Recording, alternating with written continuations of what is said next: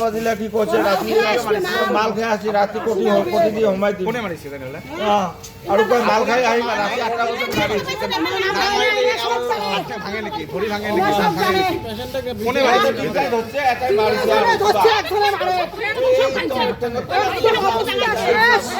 এই ধো অবস্থা একদম শেষ কি করছে ভাঙি দিছে কি রং ভাঙছে দোষ নাই মোর সুজা সুজি দেয়া আছে আজকে ঘর সকালে সকালে উঠে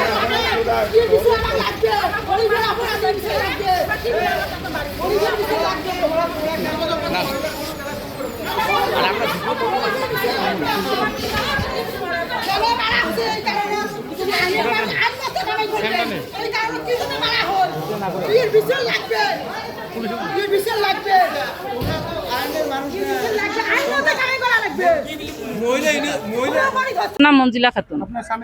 মোস্তফা হোসেন। মোর স্বামী আছে গুয়াহাটি থেকে এসেছিল, মোর মার খাতে কাপড় নিয়ে গেছে ঈদের জন্য, নিয়ে যে আমরা পুলিশ দেখাইছে সাথে একসাথে ঈদের কিছু আসছিল ধর্মশালা গেছিল, ওরা শোনে নাই।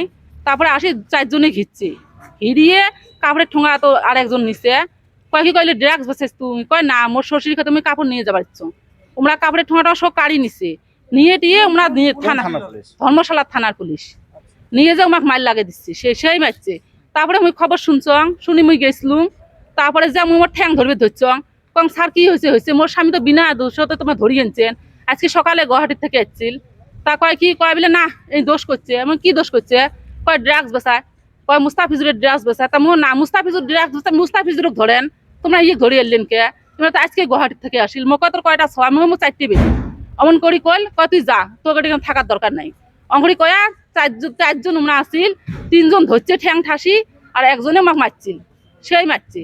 আর কয় রায় ধরলে তো মাল টাল খেয়ে আসিয়ে তো আরো বেশি মারমু।